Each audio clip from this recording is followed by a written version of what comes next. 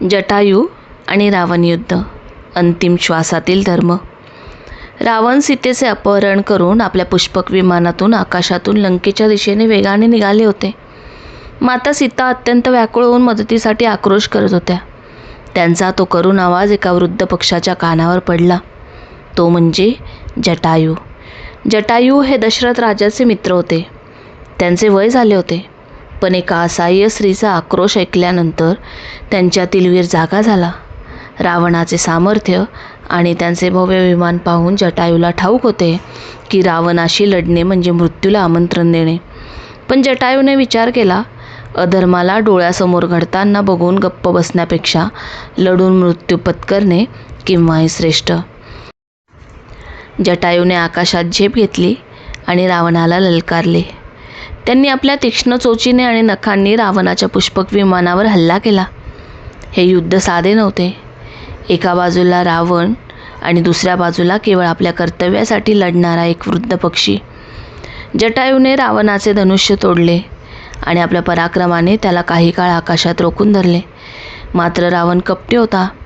त्याने आपली तीक्ष्ण तलवार काढली आणि जटायूचे दोन्ही पंख कापून टाकले. जटायू रक्ताने माखलेल्या अवस्थेत जमिनीवर कोसळले.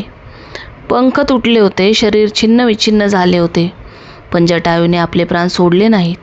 त्यांनी मनात निश्चय केला, जोपर्यंत मी प्रभू रामाला भेटून सीतेची दिशा सांगत नाही तोपर्यंत मी मरू शकत नाही.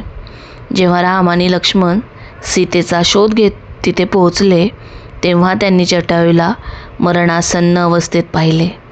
जटायूने थरथरत्या आवाजात सांगितले, प्रभू, रावण मातेला पुष्पक विमानातून दक्षिण दिशेला घेऊन गेले आहेत. हे सांगताच त्यांनी रामांच्या मांडीवर आपला शेवटचा श्वास घेतला. प्रभू रामांनी स्वतःच्या पित्याप्रमाणे जटायूवर अंत्यसंस्कार केले. ही कथा आपल्याला शिकवते, विजयापेक्षा कर्तव्य महत्त्वाचे. शौर्य म्हणजे नेहमी जिंकणे नव्हे, तर जिंकण्याची खात्री नसतानाही योग्य गोष्टीसाठी उभे राहणे होय. जटायूला माहीत होतं की रावण महाबळी आहे आणि आपला मृत्यू निश्चित आहे. तरीही त्याने लढण्याचा निर्णय घेतला, कारण त्या क्षणी रावणाला रोखणे हे त्याचे कर्तव्य होते.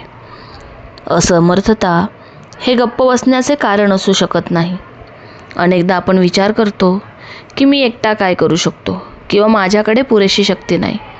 जटायू वृद्ध होता, एक पक्षी होता, तरीही त्याने जगातील सर्वात शक्तिशाली राक्षसाशी टक्कर घेतली.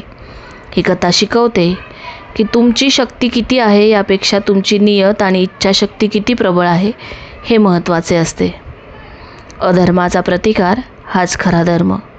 आपल्या डोळ्यांसमोर अन्याय होत असताना शांत बसणे हे पाप आहे.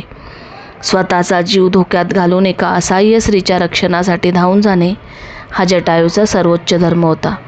शेवटच्या श्वासापर्यंत लढून त्याने दाखवून दिले की रणांगणातून पळून जाण्यापेक्षा धर्मासाठी वीरमरण पत्करणे अधिक श्रेष्ठ आहे.